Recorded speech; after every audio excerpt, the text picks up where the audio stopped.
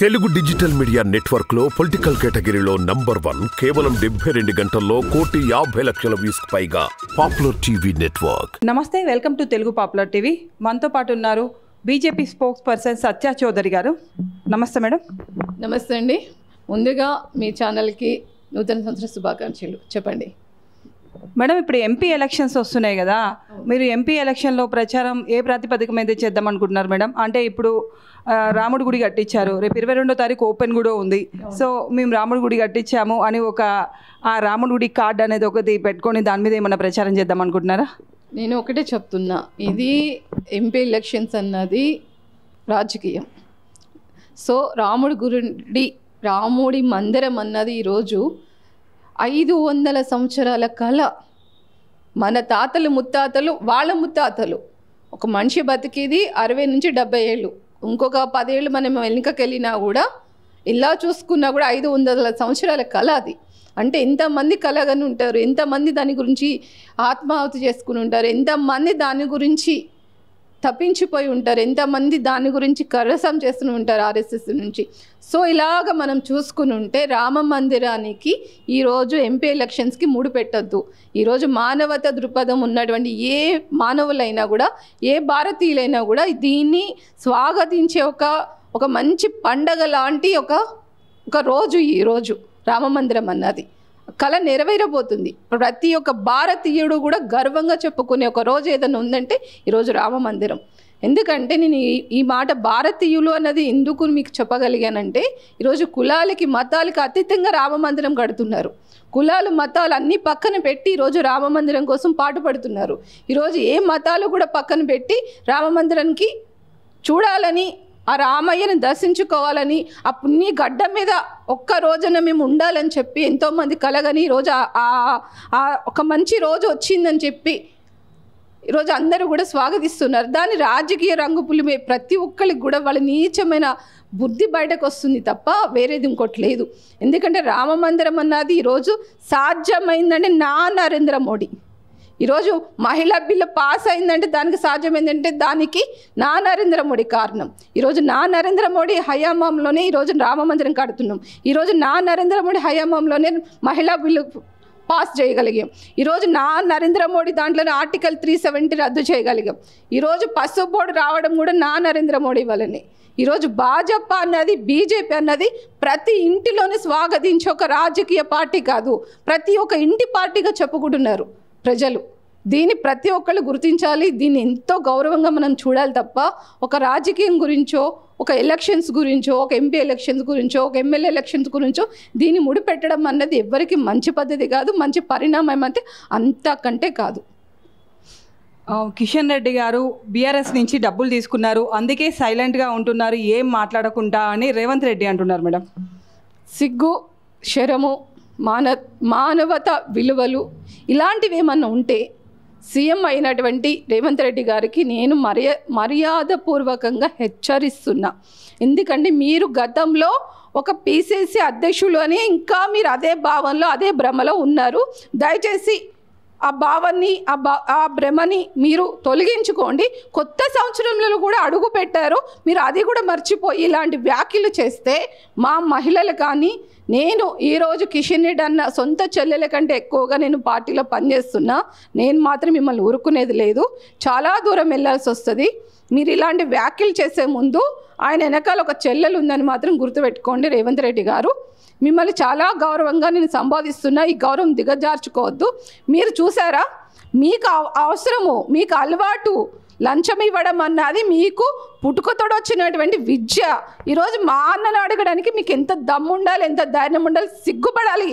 ఈరోజు సీఎం పదవిలో ఉన్నారు, మీరు చేసే వ్యాఖ్యలు ఎంత నీచంగా ఉన్నాయంటే, రాజకీయ విలువలు తెలియని ఒక మనిషి ఎవరన్నా ఈరోజు తెలంగాణ రాష్ట్రంలో ఉన్నారంటే అది కేవలం రేవంత్ రెడ్డి.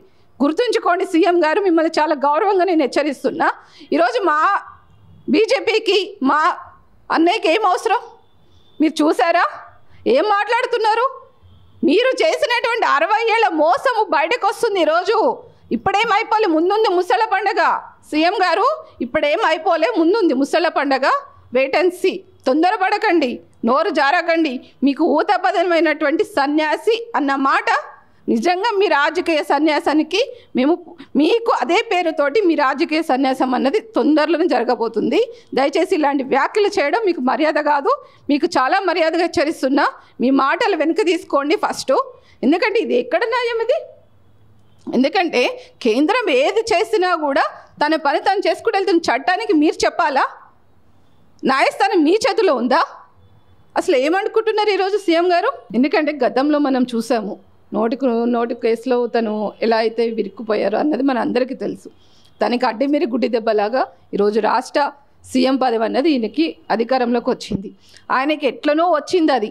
సో దాన్ని కూడా ఆయన గుర్తుంచుకోకుండా రేవంత్ రెడ్డి గారు ఇట్లాంటి వ్యాఖ్యలు చేయడం అన్నది ఆయనకి మంచి పద్ధతి కాదు. అది ఒక సీఎం అన్నది చాలా ఉన్నతమైన, ప్రజలు ఎంతో గౌరవం ఇచ్చి ఆయనకి ఆ స్థాయిని కట్టబెట్టారు, అధికారం కట్టబెట్టారు. కాబట్టి చాలా గౌరవంగా విమర్శించడం అన్నది రేవంత్ రెడ్డి గారు నేర్చుకుంటే చాలా బాగుంటుంది. గాంధీని పీఎం చేస్తాం ఈసారి, ఎలాగైనా మోదీని గద్దె దింపుదామని కాంగ్రెస్ పార్టీ వర్గాలు అంటున్నాయి మేడం.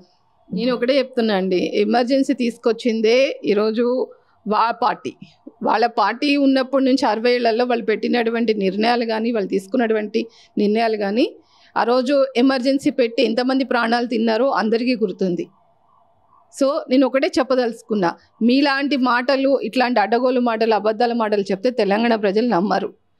ఏదో తెలంగాణని ప్రత్యామ్నాయం కావాలి కాబట్టి బీఆర్ఎస్ చేసినటువంటి అన్యాయాలకు వాళ్ళు విసిగిపోయినందుకు అడ్డిమీరి గుడ్డి దెబ్బలాగా మిమ్మల్ని ఎంచుకున్నారు తప్ప వేరే ఉద్దేశం లేదు తెలంగాణ ప్రజలకు. ఎందుకంటే గతంలో మనం చూసుకుని ఉంటే వాళ్ళు తీసుకున్నటువంటి ఎన్నో నిర్ణయాల వల్ల మన తెలంగాణ ఎన్నో ఏళ్ళు అలాగే అట్టడుగున మునిగిపోయింది. ఎక్కడ ఎలాంటి అభివృద్ధి అనేది సాధ్యం కాలేదు. సో ఏదైతే నరేంద్ర మోడీ గారు వచ్చాక ఆయన కేంద్రంలో తీసుకున్నటువంటి ప్రతి నిర్ణయము, కేంద్రం నుంచి ప్రతి రాష్ట్రానికి ఇస్తున్నటువంటి నిధుల వల్ల ఈరోజు తెలంగాణ రావడము, తెలంగాణ వచ్చాక కూడా కుటుంబ పాలనలోని విరికిపోయి వాళ్ళ గుప్పెట్లోని నలిగిపోయినటువంటి పరిస్థితి మనం 10 ఏళ్ల పాలన మనం చూసాము. ఇట్లాంటి పరిస్థితుల్లో ఈరోజు వాళ్ళ బాధ నుంచి, పెంక మీద నుంచి పొయ్యిలో పడ్డట్టుగా ఉంది ఈరోజు తెలంగాణ ప్రజల బాధ. ఎందుకంటే మనం చూస్తున్నాము ఈరోజు సీఎం గారు ఒక పదవిలో ఉండి కూడా ఆయన ఒక మాటలు కానివ్వండి, ఆయన వ్యాఖ్యలు కానివ్వండి, గౌరవంగా మాట్లాడాల్సినటువంటి సీఎంఏ ఇంత దిగజారి మాట్లాడుతున్నాం అనేది మనం ఎప్పుడు చూడలేదు. పిఎం అన్నది ఎవరు ఇవాళ రేపు అనుకుంటే ఒక ఏటీఎంలో తెచ్చుకునే ఒక 500 రూపీస్ నోట్ కాదండి. పిఎం అన్నది అన్ని రాష్ట్రాల ప్రజలు స్వాగతిస్తూ వచ్చే పదవి. అది ఒక బాధ్యత. అది గుర్తుంచుకొని మాట్లాడితే బాగుంటుంది. కవితకి ఈడీ నోటీసులు ఎందుకు రావట్లేదని అడుగుతున్నారు మేడం. ఇప్పుడు నేను ఒకటి చెప్తున్నానండి, బీజేపీకి రాష్ట్రంలో మేము అధికారంలో లేము. గతంలో 1 సీటుకి పరిమితం. ఇప్పుడు ఎన్ని సీట్లలో మా బీజేపీ అధికారం వచ్చింది, మా ఎమ్మెల్యేలు వచ్చారు. కాకపోతే నేను ఎప్పుడైనా కూడా ప్రతి మీడియాకు చెప్పేది ఒకటే, చట్టం తన పని తను చేసుకుని వెళ్ళిపోతుంది. చట్టం నేను చెప్తేనో, ఈరోజు కిషన్ రెడ్డి గారు చెప్తేనో, ఒక బండి సంజయ్ గారు చెప్తేనో అరెస్ట్ చేయడానికి చట్టం మా చేతిలో లేదు కదా. న్యాయస్థానం అన్నది న్యాయ ప్రకారము వాళ్ళకి ఉన్నటువంటి ఆర్డర్ ప్రకారం వాళ్ళు వెళ్ళిపోతారు తప్ప ఈరోజు ఎవరో వచ్చి చెప్తేనో అయిపోయి పని కాదండి. చట్టాన్ని ఎవరు చేతిలో తీసుకోరు. దయచేసి అది గమనించుకుంటే ప్రతి ఒక్కళ్ళు కూడా బాగుంటుంది. అంటే వాళ్ళు అనేది ఏంటి అంటే బీజేపీ పార్టీ, బీఆర్ఎస్ పార్టీ కుమ్మక్క అయిపోవటం వల్ల ఇప్పుడు కవితకి ఈడీ నోటీసులు రావట్లేవని అంటున్నారు. నేను అదే చెప్తున్నానండి, కుమ్మక్క కావాల్సిన అవసరం మాకు లేదు. మేము ఏ రాష్ట్రంలో మా అధికారంలోకి వచ్చినా మేము కుమ్మక్కం అవ్వలేదు, ఎవరితోటి కలిసి మేము పోటీకి చేయట్లేదు. అదే కాకుండా నేను ఒకటే చెప్తున్నా, ఎవరు అవినీతి ఆరోపణలు వచ్చినా కూడా వాళ్ళు చట్టానికి లోబడి పనిచేస్తారు తప్ప చట్టం వాళ్ళ ఆఫీసర్స్ తీసుకునే నిర్ణయాలు, వాళ్ళు తీసుకున్న డ్యూడిషనల్ అన్నది వాళ్ళు చేసే ఒక ప్రక్రియ తప్పించి ఎవరో చెప్తేనో జరిగిపోయేది కాదు. చట్టం దృష్టిలో ఎవరైనా కూడా సీఎం అయినా పిఎం అయినా నేరం చేస్తే తప్పు నేరస్తుడే. అది బీజేపీ గవర్నమెంట్ కాదు, ఏ గవర్నమెంట్ ఉన్నా చట్టాన్ని గౌరవించే పరిస్థితి, చట్టాన్ని గౌరవించాల్సినటువంటి అవసరము ప్రతి ఒక్క భారతీయుడికి ఉంది. దయచేసి దీని ఒక పార్టీకి రంగు పులిమో లేకపోతే లంచాలు తిన్నారనో ఇట్లాంటి నోటి దూల మాటలు మాట్లాడకుండా ఉంటే ప్రతి ఒక్కరికి మంచిగా ఉంటుంది.